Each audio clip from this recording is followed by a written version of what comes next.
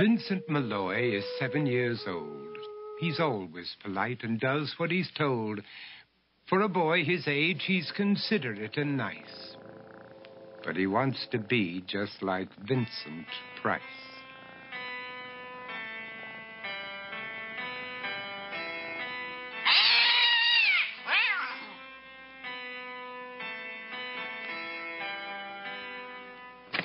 He doesn't mind living with his sister, dog, and cats, though he'd rather share a home with spiders and bats.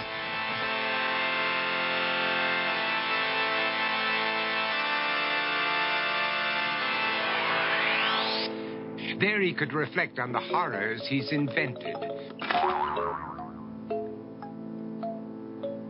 and wander dark hallways alone and tormented.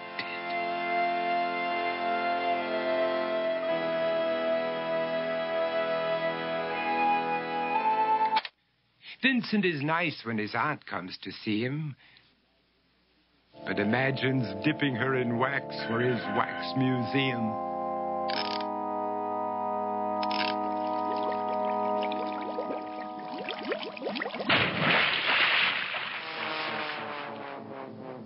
He likes to experiment on his dog, Abercrombie, in the hopes of creating a horrible zombie. So he and his horrible zombie dog could go searching for victims in the London fog. His thoughts, though, aren't only of ghoulish crime.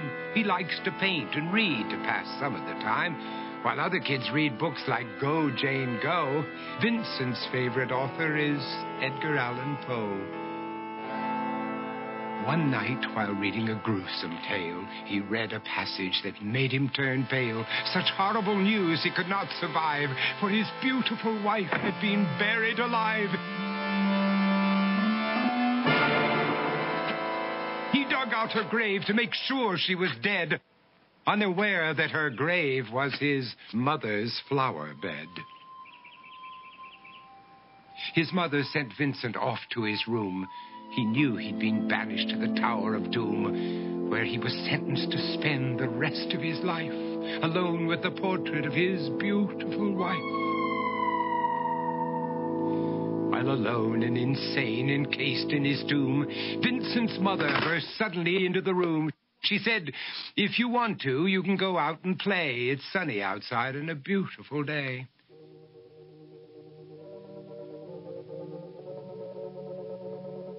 Vincent tried to talk, but he just couldn't speak. The years of isolation had made him quite weak. So he took out some paper and scrawled with a pen, "I am possessed by this house and can never leave it again." His mother said, "You're not possessed and you're not almost dead. These games that you play are all in your head. You're not Vincent Price, you're Vincent Malloy. You're not tormented or insane, you're just a young boy. You're 7 years old and you are my son.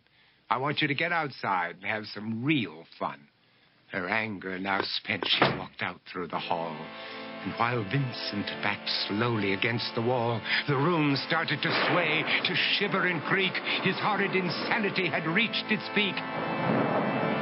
He saw Abercrombie, his zombie slave, and heard his wife call from beyond the grave. She spoke from her coffin and made ghoulish demands, while through cracking walls reached skeleton hands. Every horror in his life that had crept through his dreams swept his mantle after to terrified screams. To escape the madness, he reached for the door, but fell limp and lifeless down on the floor. His voice was soft and very slow as he quoted The Raven from Edgar Allan Poe.